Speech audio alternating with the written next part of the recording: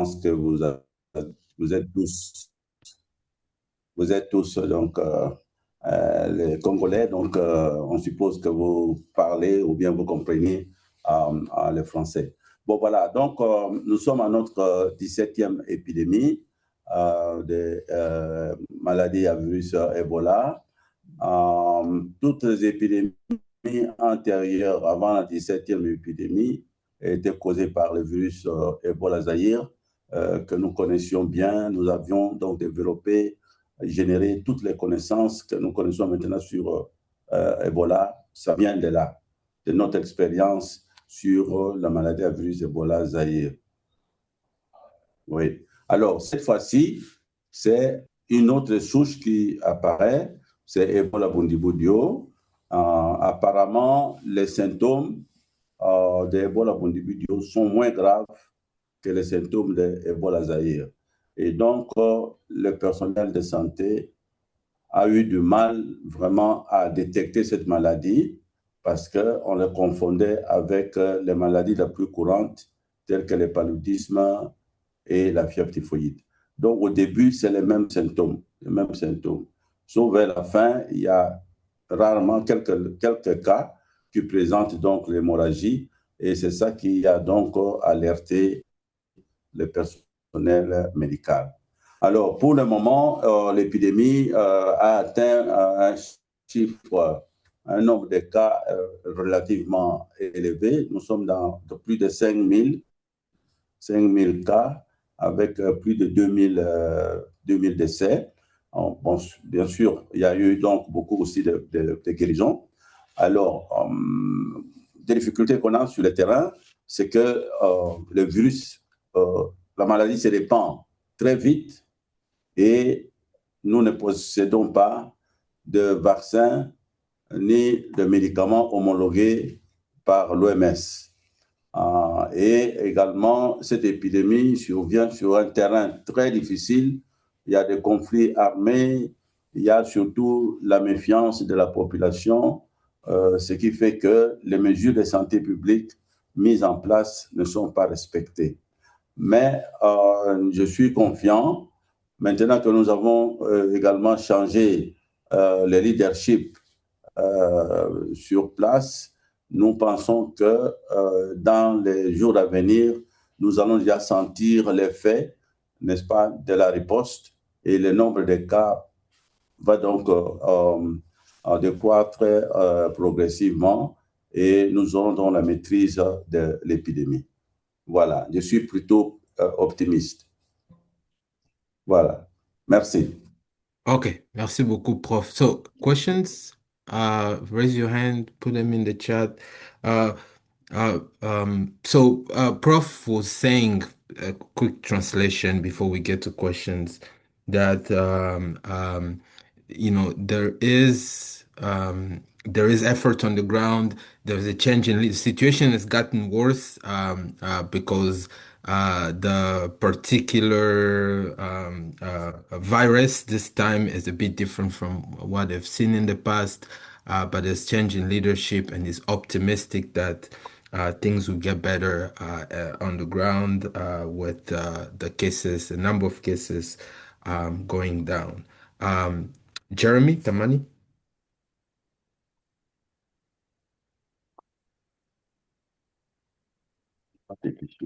Hello? Jeremy, oh, hello. Mhm. Yes, I was trying to turn No problem. my microphone. Bon, bonjour, professeur, ou bien docteur Muyembe. Bonjour. Bon, je ne sais pas comment je peux poser cette question, mais je vais essayer. Est-ce que Oui. c'est difficile pour nous, les Congolais, disons le gouvernement, de pouvoir créer une équipe d'intervention pour cette maladie parce que ça se, ça vient souvent. Et quand le maladie arrive, mais c'est comme si on n'a pas une équipe qui peut intervenir pour pouvoir ne pas avoir beaucoup de décès.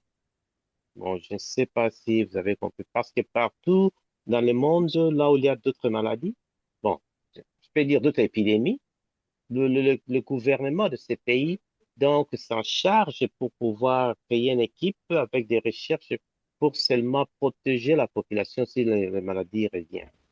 Mais au Congo, c'est comme si on n'a rien, mais on a de l'argent. Est-ce qu'il n'y a personne qui peut pouvoir, euh, disons, dire au gouvernement que faisons ceci, ça doit nous aider. Merci beaucoup. OK. Merci. On va peut-être prendre deux ou trois questions, prof, pour aller rapidement. Salimou? Bonjour encore à tout le monde. Vous m'écoutez? Ouais, ouais, on s'entend. Merci. Bonjour, docteur. Moi, c'est Salem. J'ai au moins des questions. L'Ouganda a déclaré qu'ils ont mis fin à l'épidémie. Savons-nous comment est-ce qu'ils ont fait ça? Savons-nous quels moyens qu'ils ont utilisés à contenir l'épidémie et déclarer qu'ils sont free from the virus? Et puis, la deuxième question, c'est quoi?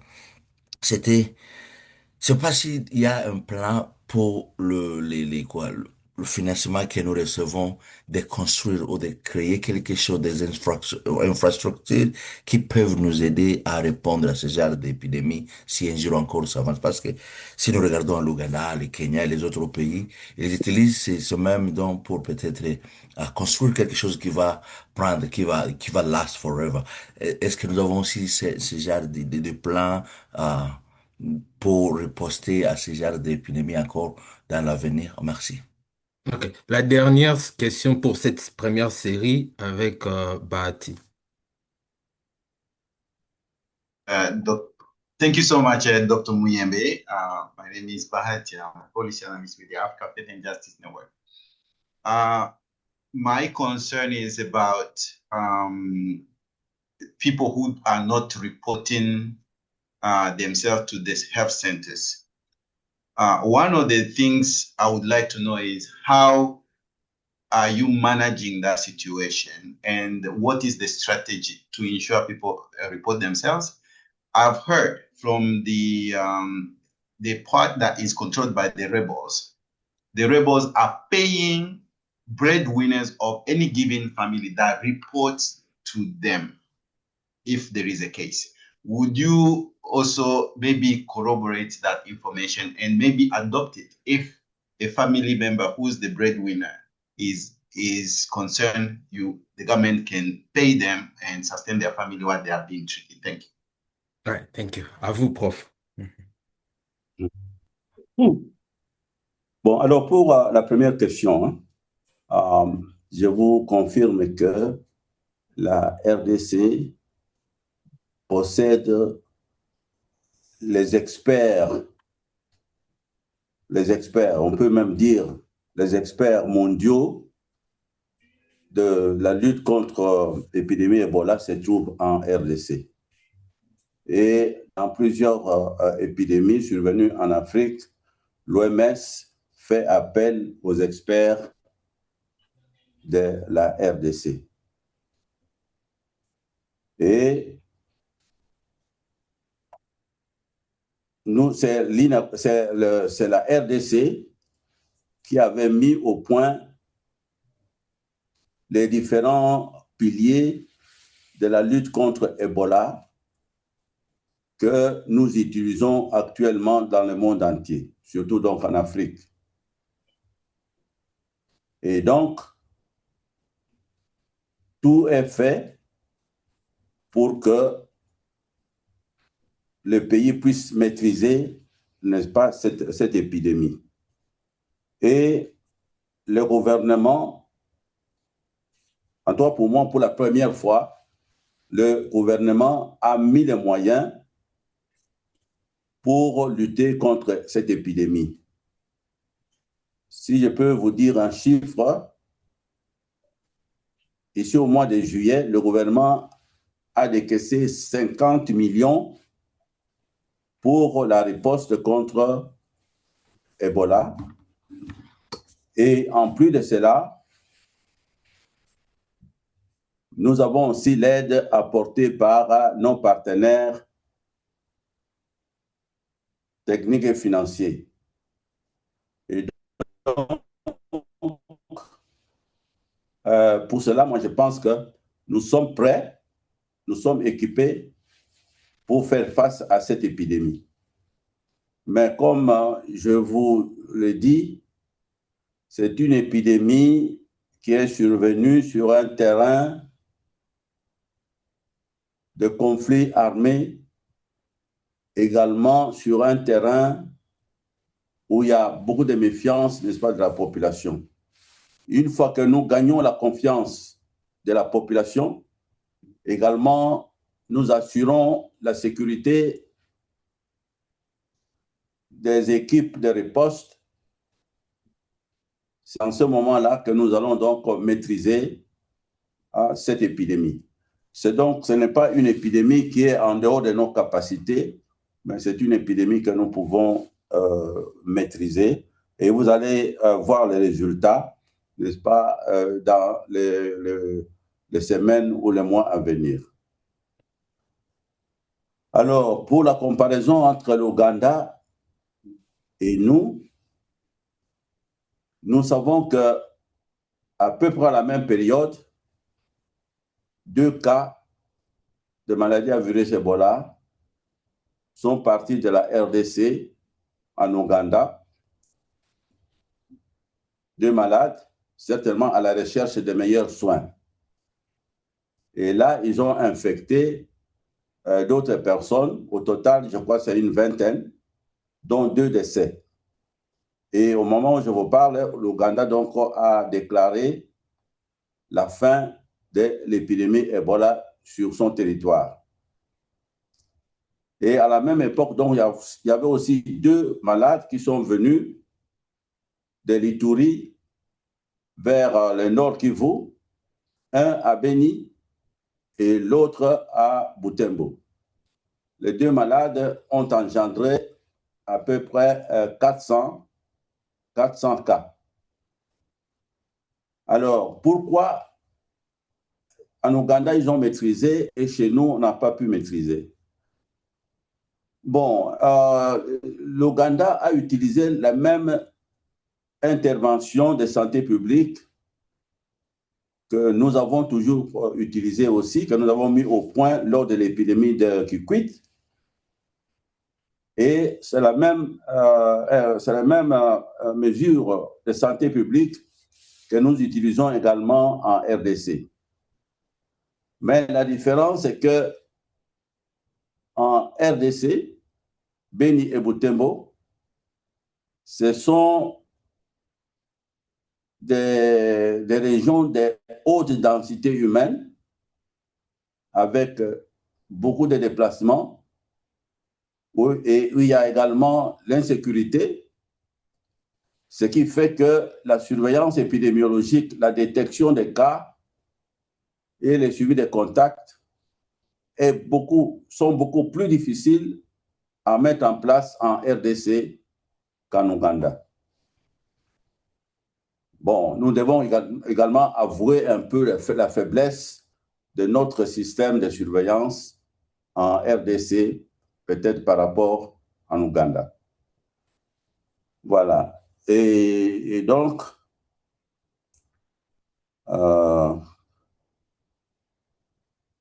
oui, je crois que j'ai répondu à vos préoccupations.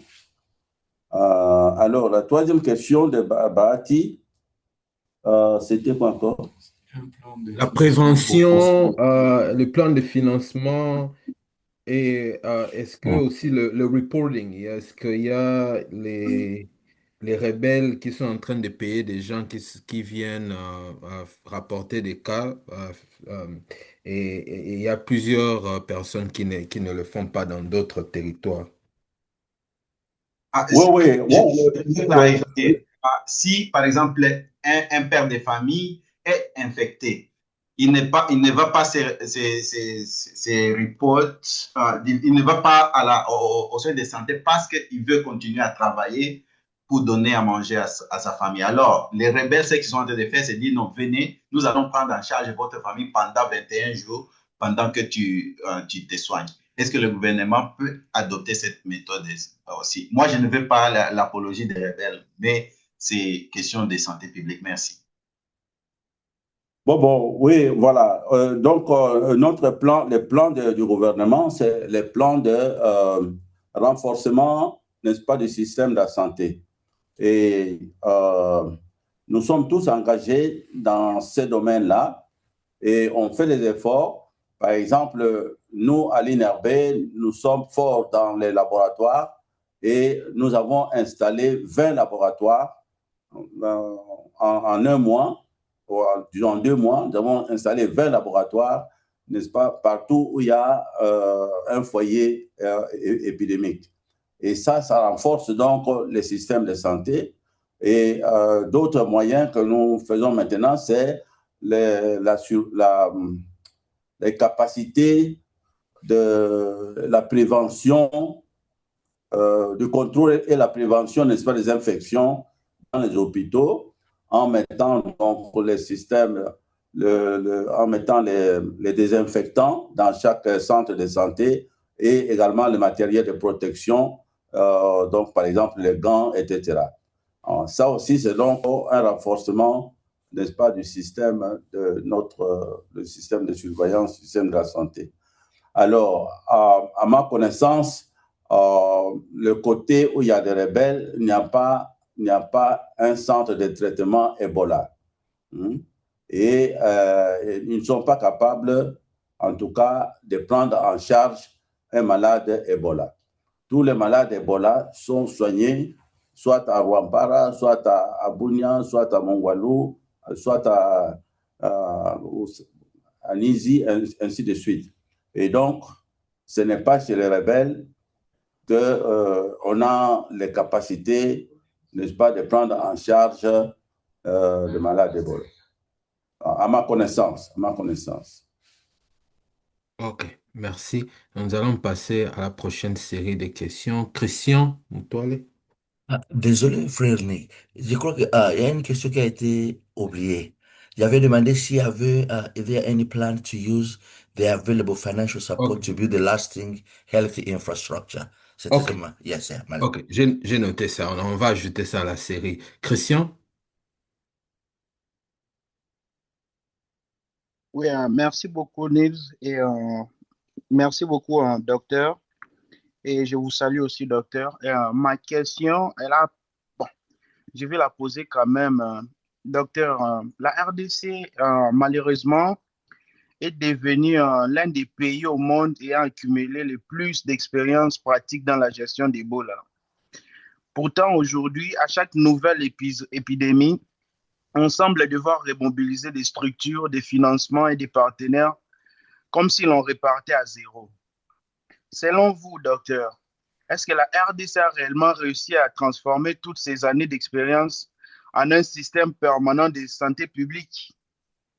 C'est ça ma question. Et quelles sont les mesures préventives ou encore, est-ce que demain nous aurons encore beaucoup de virologues ou encore d'épidémiologistes comme vous qui sont en pleine formation aujourd'hui?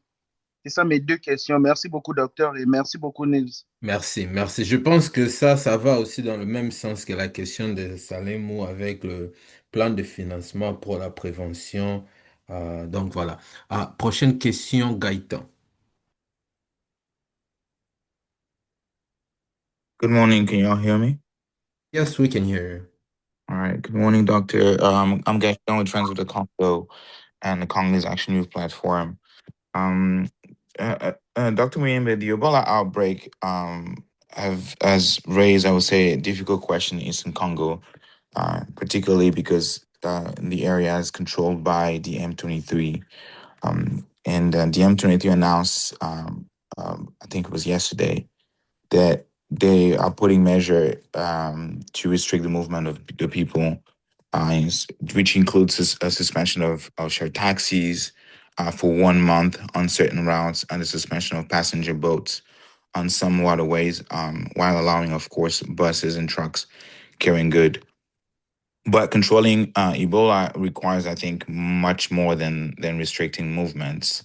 And concretely, I want to ask you, how is the Ebola response being conducted in AFC M23 controlled territories. They control those territories, but you have the expertise, and the World Health Organization is providing funds and resources to the Congolese government. And you talked about $50 million that has already been allocated by the Congolese government. And we know that they do taxation schemes. They also exploiting minerals, but they don't have the expertise, let alone the funding for that. So how is the Ebola response being conducted in M23 control areas? Is there any direct or indirect coordination between the Congolese government, the INRB, the World Health Organization, and the M23 authorities? When a suspected case or confirmed case is identified in M23 control area, who collects the samples? Where are they tested? Is the M23 has the M23 hired a different organization to do the role that you guys are playing? Who reports those data and who provide the medical supplies?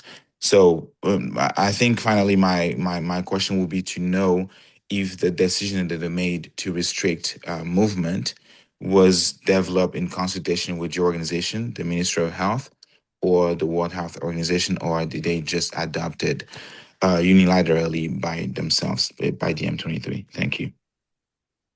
Ouais. Je pense, prof, la dernière question pour cette série. Tamani, Jeremy, I don't know if you want to go again, or that's from a previous Compris la question. question. Just a quick question, if you Please, can, or you can give me a last. 15 seconds, yes. Oui.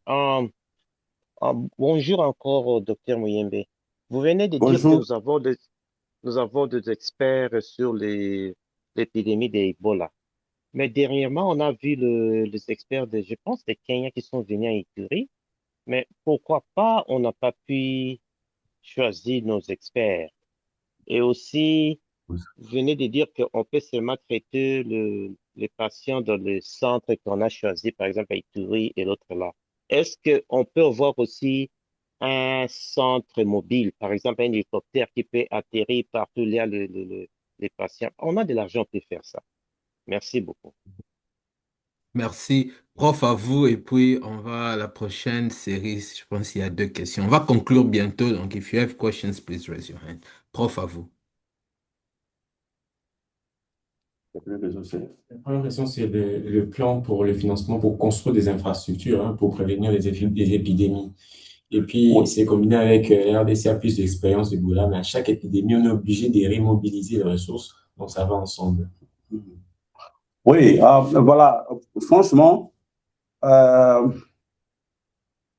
je peux dire ce que je fais dans mon institut.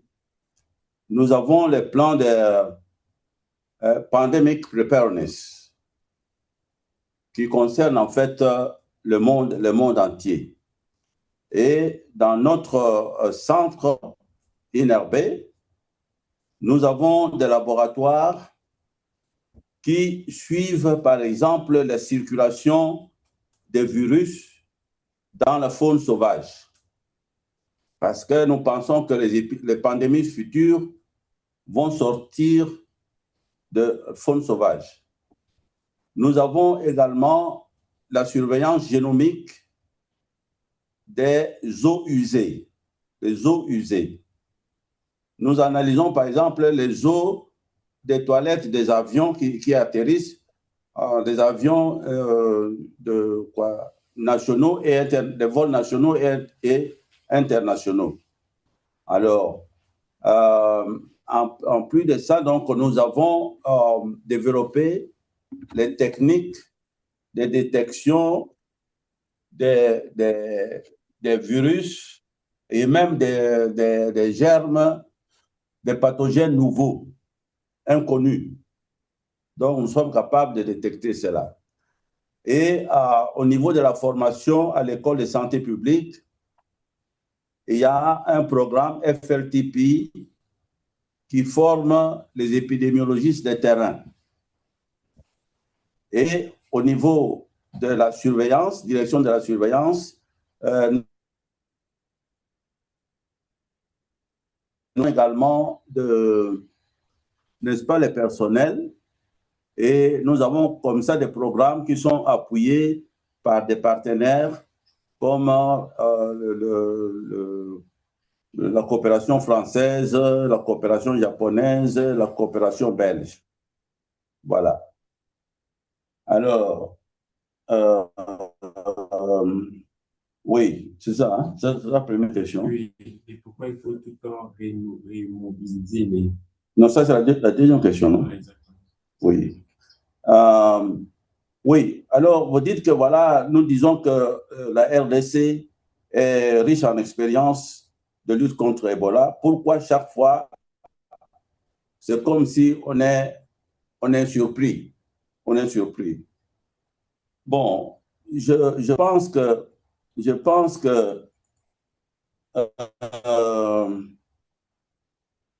on n'est pas surpris comme tel, mais plutôt c'est une détection tardive. Une détection tardive du fait que la maladie à virus Ebola se présente sous diverses formes. Et cette fois-ci, par exemple, d'abord, c'est une nouvelle souche. Et deuxièmement, les symptômes ne sont pas spécifiques des symptômes d'Ebola.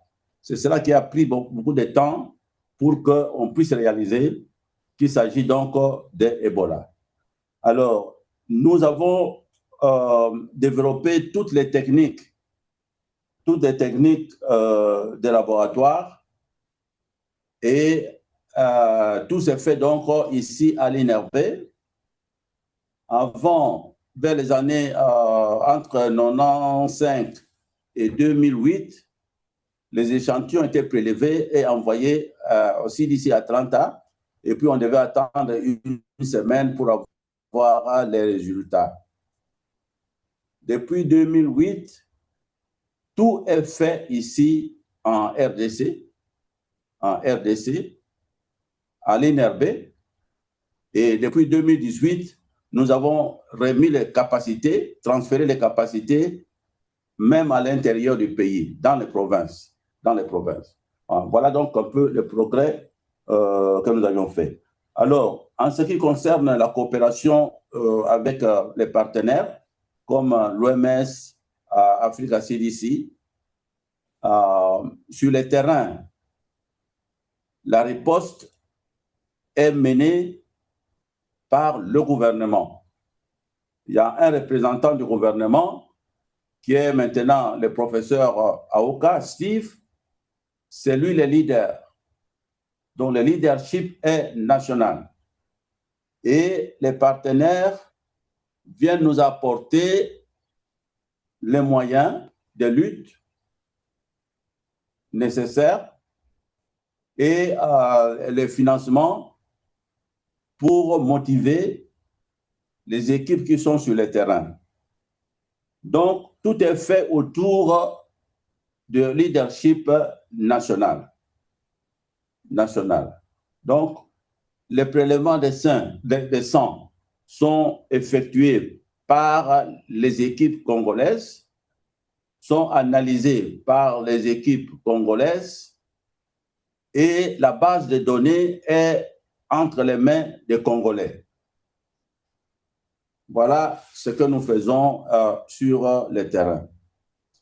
Les experts extérieurs viennent vraiment nous apporter leur aide, mais ce n'est pas les experts extérieurs qui dirigent la riposte et qui, bon, voilà, c'est un peu ça.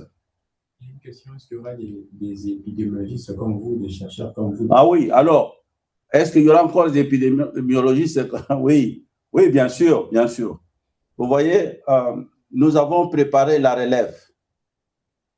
C'est bien préparé en ce qui concerne donc la lutte contre les épidémies, la virologie, etc. Quand je suis arrivé à l'INRB comme directeur en 1998, j'étais le seul PhD.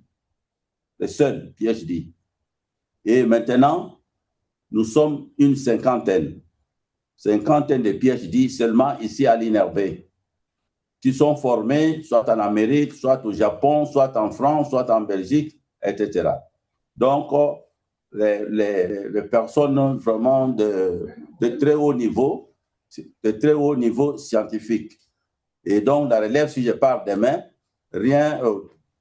tout sera normal. D'ailleurs, c'est lui qui est sur le terrain, qui dirige maintenant la riposte, c'est le professeur Aoka, qui est mon collaborateur, qui était mon ancien assistant, qui est devenu professeur et qui est là. Voilà, donc il n'y a pas d'inquiétude, n'est-ce pas, de ce côté-là. Et je pense que dans d'autres domaines aussi, comme l'épidémiologie, etc., il y a également, on n'a pas à s'inquiéter et ils doivent avoir fait aussi, préparer aussi une relève pour cela. C'est avec les M23, la coopération dans le cas. Oui, alors, la coopération, est-ce que la coopération entre le gouvernement et les autres groupes, ce n'est pas à mon niveau de parler, n'est-ce pas, de cette situation, mais nous avons un laboratoire de niveau P2, P3, pour ceux qui comprennent les laboratoires, peuvent le savoir. Nous avons un laboratoire P2, P3 que nous avons installé à Goma et qui fonctionne. Et donc, c'est un peu de ce côté-là, on n'a pas abandonné les Congolais qui peuvent tomber malades de ce côté-là. Ok, on va prendre la dernière série de questions, prof, et puis je sais que vous êtes tellement occupé, puis on va vous libérer. Okay, so let's start. Eagle, that's the name I see on the screen. Bonjour, prof. Bonjour, prof. Moi, c'est Assanta Jean-Claude. Merci, merci. J'ai une question. Je comprends bien selon l'exposé que sur le plan administratif, vous êtes bien organisé. Et merci et félicitations pour ça. Sur le plan financier, vous êtes bien outillé. Mais jusque-là, je n'ai pas encore compris quelles sont les stratégies que vous utilisez pour convaincre la population qui est victime à prendre au sérieux tout cas de suspect et courir vers les installations de traitement. Parce que si on a appris dans les jours passés, il y a eu la population qui allait s'attaquer aux installations, dire que non, ça c'est une fausse maladie. Et on a attaqué même les installations, on a détruit, on a fait quoi? Même certaines personnes de santé publique ont été attaquées physiquement. Alors, quelles sont les stratégies que vous utilisez pour convaincre la population à comprendre que Ebola, c'est un danger pour tous? Merci. Merci beaucoup. Ernest Kabasu. Yes, so I'm freshly out of the Congo, man. I just traveled over there as over there for a month. Literally just came back on Sunday, and including the 21 days that I had to quarantine in a third country. So I had two concerns, So while I was there, I traveled to the provinces, specifically Kasai Occidental. So I was there for a week. When I came back, I was shocked to see how the passengers are forced to be in small spaces at the airport, So they force you in small spaces, for anti-Ebola measures, to take your temperature. They make you fill paperwork, you share the same pens, and we know that's not very helpful, as far as the spread of Ebola is concerned, So another concern that I had, I was at the Kinshasa Mall, and on the fourth floor, there's a travel agency, So at the travel agency, you're able to go buy tickets, to the Ebola regions, So you can literally buy a ticket from Kinshasa to go to Ituri, or passengers are also coming from the provinces, with close proximity to the Ebola areas, and they can come to Kinshasa, go to Lubumbashi, go anywhere else, So I was curious, why measures not being taken in to make sure there's not that kind of organization, is to avoid contamination or the spread of Ebola, man. Why are people still allowed to travel freely in the Congo, especially to be in contact with the Ebola proximity, man? Thank you. Thank you, Ernest. Next is Dr. Constant. Yes. French or English, Niels? Tel que vous le voulez, français, Ok, anglais. je peux aller en français. Merci beaucoup, docteur. Merci, Niels. Ma question, c'est juste une question de suivi sur la question du personnel. Parce que j'ai vu récemment d'autres équipes se mobiliser à partir du Kenya pour aller en RDC. Alors, je me suis posé la question, pourquoi nous devons recourir ou bien, je ne sais pas si ce sont des volontaires, mais je pense qu'ils sont payés. Nous devons recourir au Kenya, comme si en RDC, vraiment, on est en shortage of manpower. Alors, je voudrais demander au docteur si vraiment ils sont en shortage de manpower sur le terrain pour qu'ils acceptent des gens qui sont envoyés à partir du Kenya. OK. Merci beaucoup. Merci. Dr. Mabeka.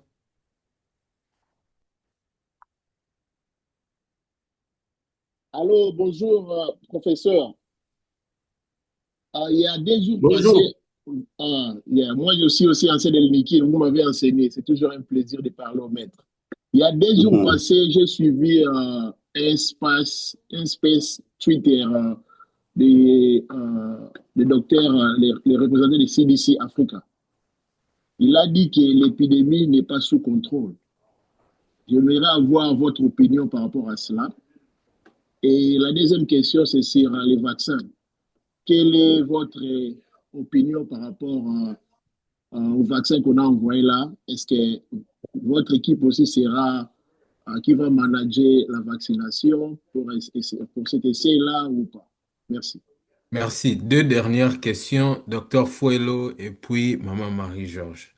Dr. Fouello. Oui, merci beaucoup, Niels, pour la parole.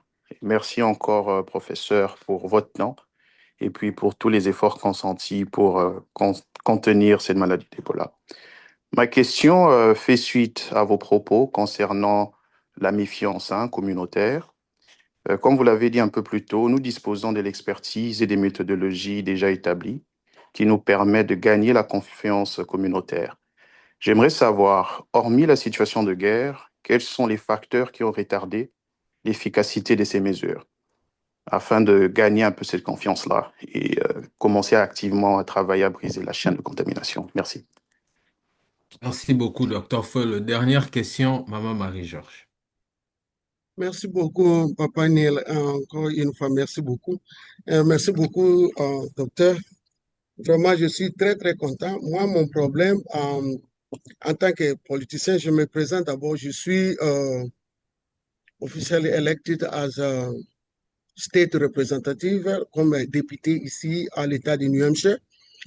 Et que mon problème, parce que je travaille beaucoup aussi avec, surtout qu'on est avec l'Action for Congo pour advocacy. Bon, je suis aussi membre de ISE Global Leadership. En mois de juin, j'avais une conférence qui était à Washington.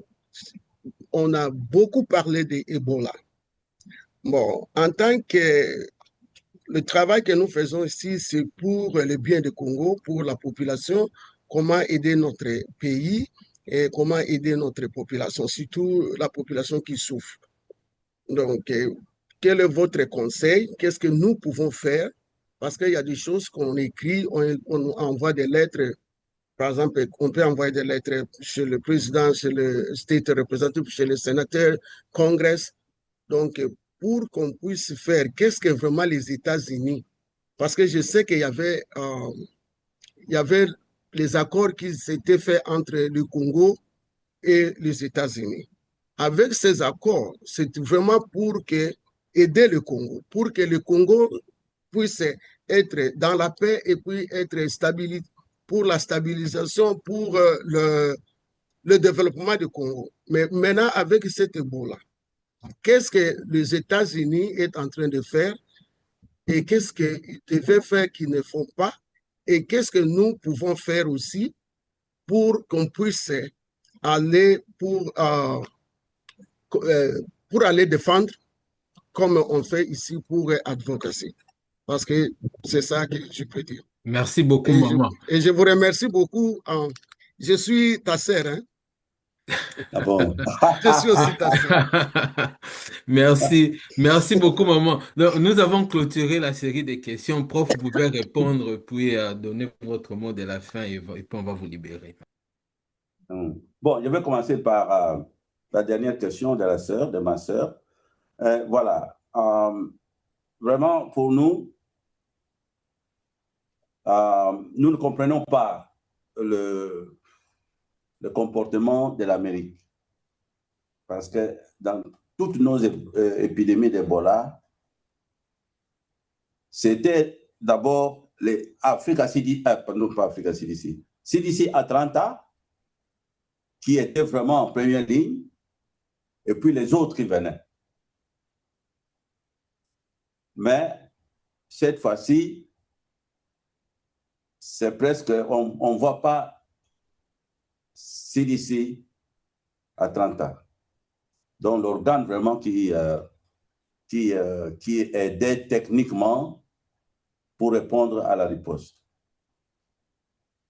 Donc c'est un changement total. Alors, et puis, les mesures de restriction de voyage en Amérique, ça nous a également étonnés. Parce que depuis que nous avons l'épidémie d'Ebola, nous disons nous sommes à notre 17e épidémie, jamais un cas a échappé, est parti du Congo pour venir infecter, n'est-ce pas, les États-Unis. Donc, ce que nous demandons, c'est vraiment tout faire pour que ces mesures soient levées. Et je sais que l'Amérique, tout dernièrement, a déjà contribué, mais il peut encore contribuer donc de façon significative financièrement pour que nous puissions terminer cette épidémie le plus rapidement possible. Voilà ce que vous pouvez donc transmettre lorsque vous êtes dans vos réunions politiques. Bon, voilà. Alors, si nous revenons maintenant à la première question. C'est Jean-Claude Assanta. Hein? Question de Jean-Claude Assanta. Sur les stratégies pour convaincre la communauté, parce que ça oui. aide aux infrastructures. Oui. Donc, en fait, une épidémie d'Ebola ne peut pas être vaincue s'il n'y a pas la participation de la communauté. Alors, nous, ce que nous faisons maintenant, c'est vraiment bâtir la confiance de la population pour que la population adhère aux mesures de lutte contre Ebola. Vous savez, changer le comportement d'une population, ce n'est pas facile. Mais c'est ce que nous faisons par les dialogues avec les leaders d'opinion, tels que les prêtres dans les églises, les pasteurs, les maîtres d'école, les chefs coutumiers surtout, pour que la population adhère, n'est-ce pas, aux mesures de lutte. Alors, ce que nous faisons également, c'est utiliser le plus possible les agents locaux qui parlent la langue de la place. Comme ça, quand ces agents passent, la population se reconnaît. dans cette lutte. Sinon, vous voyez, on pense que ce sont les gens qui sont venus de Kinshasa pour gagner de l'argent et qui inventent donc une maladie. Mais si ce sont les autochtones eux-mêmes qui parlent, la population va donc suivre. Et pour cela, nous avons déjà commencé. Donc, ce sera une riposte basée sur les villages, les zones de santé. Ce sont donc les relais communautaires des villages qui vont donc prendre les choses en main pour mobiliser la population, donner l'information correcte. Une fois que la population est mobilisée, sensibilisée, mais c'est fini. Ils ne vont plus garder les malades à la maison, ils ne vont plus toucher les cadavres et la chaîne de transmission s'arrête. Alors l'autre, c'est Ernest Kaus qui a parlé de mesures barrières. 21 jours pour aller à l'étranger, mais on exige les cas là, ici, les billets sont vendus librement vers la zone endémique, même des provinces. Donc les aéroports sont bondés, on ne respecte pas les 21 jours comme à l'étranger. Quelles sont les mesures? Pourquoi les gens circulent aussi librement dans notre pays qu'à l'extérieur? Oui. Oui, vous savez, ce que nous voyons d'ailleurs, ce qu'on voit même à Bunia, c'est que la population circule librement, va à ses affaires. C'est comme s'il n'y avait pas d'épidémie là-bas. Vous voyez? Et tout ça, c'est parce que cette conscience, on ne l'a pas encore. On ne l'a pas encore. Et c'est que l'activité que nous menons, donc, c'est pour, en tout cas, transmettre la conscience dans la population et que la population puisse lutter elle-même contre la maladie. Bon, mais il ne faut pas non plus que Ebola puisse créer l'hystérie dans la population, ou bien c'est un peu ça qui est regrettable, c'est que cette épidémie survient après la COVID, après l'hantavirus. Alors, les Européens, les Américains pensent que Ebola, c'est COVID, c'est égal à COVID. Ebola égale hantavirus. Ce n'est pas la même chose. Ce n'est pas la même chose. Il y a un docteur Constant qui a dit on recourt au Kenya pour avoir du personnel. Est-ce qu'il y a un manque de personnel ici? Oui, oui. C'est là, moi j'ai vu ça. J'ai vu aussi cette vidéo. J'ai vu cette vidéo. Je ne sais pas si c'est une mise en scène ou bien c'est réel.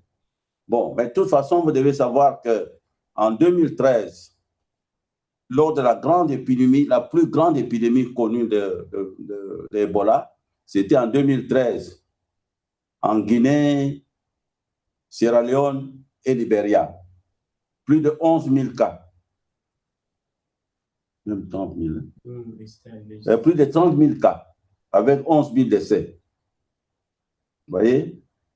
Et en ce moment-là, ces trois pays n'avaient jamais connu Ebola. Et la RDC, par solidarité, a envoyé 100 experts pour aider la Guinée. Et INRB a envoyé 10 techniciens de laboratoire pour diriger les laboratoires de l'expertise France. Donc, les Français ont mis en place un laboratoire et ce sont les techniciens de l'INRB qui sont partis diriger ce laboratoire pendant 2 ans. Bon, voilà. Donc, c'est un peu la solidarité, un signe de solidarité. S'ils viennent en RDC, pour moi, c'est un signe de solidarité, mais ce n'est pas un signe pour dire que nous n'avons pas d'experts, on fait venir des experts de l'extérieur. Voilà. C'est comme ça que moi, je peux comprendre. Mais pour le moment, en tout cas, ils ne sont pas arrivés en RDC, pour le moment. Il y a le docteur Beka qui a posé la question, est-ce que le vaccin est disponible? Est-ce que l'INRB, la RDC est vraiment impliquée? C'est la RDC qui va mener les recherches? Oui, bon, voilà. Les vaccins sont arrivés en RDC. Est-ce que c'est RDC qui contrôle? Comme je vous ai dit, le leadership est congolais. Le leadership. Et moi, je suis le PI des essais cliniques qui se font à Bunia, à Rwampara ou à Mongwalu. Moi, je suis le PI. Je suis le PI. Et les vaccins RVBO, nous avions sur place, je crois, 2000 doses sur place ici à Kinshasa. Et nous attendons des doses supplémentaires qui vont venir. Un gros lot sera fourni par Africa CDC et d'autres partenaires qui vont donc envoyer ce vaccin. Et le vaccin sera donc géré par le Congolais, administré par les Congolais. La dernière question, c'est avec Kia Fuelo. Il parle de la méfiance communautaire. Est-ce que ça joue pour que le cas soit détecté aussi tardivement, à cet environnement et à la guerre? Est-ce que la population s'y méfie d'aller vers les agents de santé pour se faire soigner, pour que les cas soient rapidement détectés? Oui, voilà. Comme je vous ai dit, donc, une épidémie d'Ebola, ça se gère avec la population, la confiance de la population. Bon, mais cette fois-ci, je crois que cette confiance a eu de la peine à démarrer, étant donné aussi, vous devez comprendre, cette population là-bas, c'est une population, voilà, comment je peux dire, qui a beaucoup souffert, et qui se méfie en fait de tout le monde, Maintenant, pour bâtir la confiance d'une population pareille, ça prend du temps. Et donc, c'est comme ça qu'on dit, il faut la patience pour pouvoir donc travailler de façon vraiment où il y a une confiance entre l'équipe de riposte et la population. Comme ça, la population se sent elle-même responsable, n'est-ce pas, de sa protection. C'était la dernière question. Oui. C'était de Marie, ici, Marie Deputy. Vous avez commencé. Bon, j'ai déjà répondu à Marie Deputy. Oui. Bon, voilà, je pense, oui, voilà. J'espère que j'ai répondu à toutes vos questions. Et, next time, I will have enough time to speak in English. Ok, il n'y a pas de problème, prof. Merci beaucoup. Merci pour votre temps. Je sais que vous êtes Mot de extrêmement la fin. occupé. Mot de la fin peut-être pour se dire au revoir. Mon mot de la fin, je pense que c'est, je sens la solidarité de votre côté et vous êtes, notre souffrance, hein, c'est votre souffrance là-bas. Et c'est même plus, puisque hein, vous apprenez tout de loin. Et je pense que c'est ça qui fait que nous comptons sur vous, hein, Madame la politicienne, de faire les lobbying auprès donc des autorités politiques là-bas pour que l'Ebola ne soit pas une cause de hystérie, hein, que l'Ebola n'est pas la COVID. Hein, et nous on fait tout pour qu'il n'y ait pas une expansion de la maladie en dehors de nos frontières africaines pour venir infecter l'Europe, les États-Unis, etc. En tout cas, nous veillons absolument à cela et vous pouvez compter sur nous. La RDC a des experts qu'il faut. Le gouvernement est conscient il met les moyens pour la recherche, n'est-ce pas, et pour la réponse, n'est-ce pas, sur le terrain. Pour la première fois, hein, je suis là depuis 50 ans, pour la première fois, le gouvernement a sorti de l'argent pour la recherche. Et cet argent est dans le compte de l'INRB et nous avons déjà créé des groupes qui vont faire de la recherche dans les différents aspects de la maladie à virus Ebola. Et nous formons également les jeunes, comme je vous ai dit, de sorte que l'avenir soit un avenir radieux. Hein, et vive les jeunes que vous êtes. Et je vous remercie. Merci Est-ce qu'on beaucoup. peut avoir, pardon Nick, Oui, oui. est-ce qu'on peut avoir une lettre pour qu'on puisse mettre pour notre défense pour demander de tout ce qu'ils sont en train de mettre comme si ce n'est pas à cause d'Ebola, les Congolais quand ils vont là-bas pour 21 jours de quoi. Si on peut avoir une lettre pour montrer que vraiment qu'est-ce qu'on est en train de faire là-bas et que nous ici aussi on peut mettre dans notre advocacy, moi je serais vraiment très content pour envoyer avec notre papa Neil qui est en train de faire un bon travail pour la coordination.